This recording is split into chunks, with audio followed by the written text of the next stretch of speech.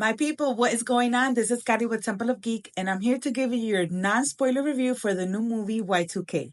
The movie was written by Kyle Mooney and Evan Winter and directed by Kyle Mooney, and it stars Jaeden Martell, Rachel Zegler, and Julian Dennison.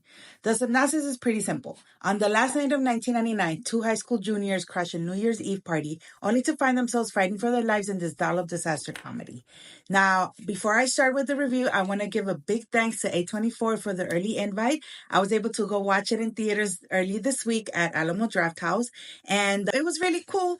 The little setup that they had for us, they have, some cool swag. The first one was I Survived Y2K t-shirt, which I actually did because I was alive during the time. They also had these throwback candies for us. There was many, but the one that I got was the bubble jug and the bubble tape, which took me way back. Like, this is my childhood right here. But anyway, the movie, chaotic, ridiculous fun. That's the main thing about this story, about this movie.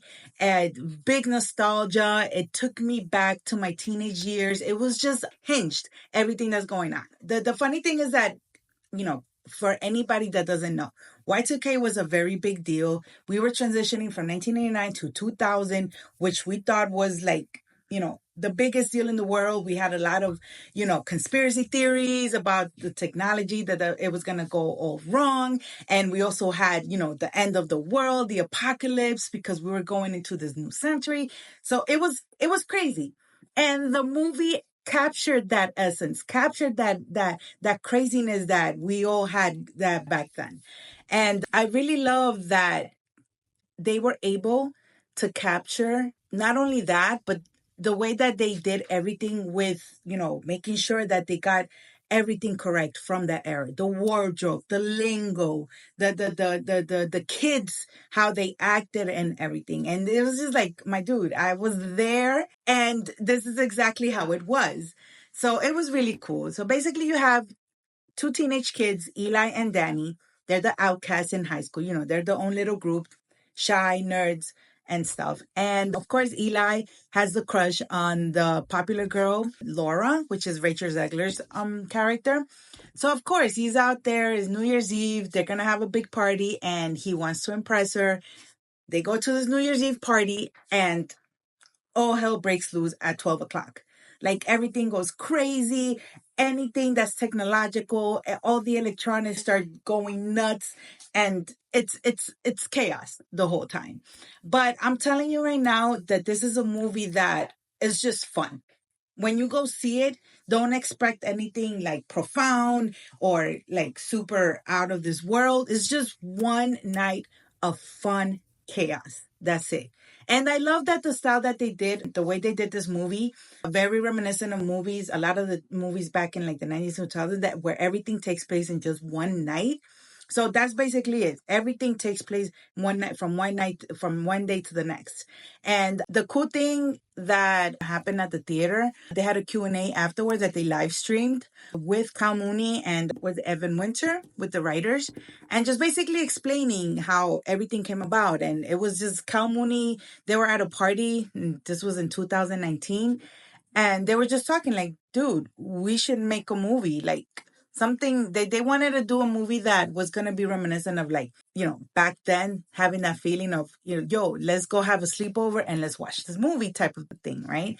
So that's where it all started. They started talking, they started getting everything together. It was a long process. And one of the fun things is that they got Fred Durst to be in the movie as himself. So, and they were explaining how when they first, thought about who they could have in this movie that was, significant in the era, they're like, first, the only person that we could think of was Fred Durst, because he had such a big influence. He was such a big, person back then with Limp Bizkit. So they actually got Fred Durst to come. They spoke to him and Fred Durst was, yo, let's do it.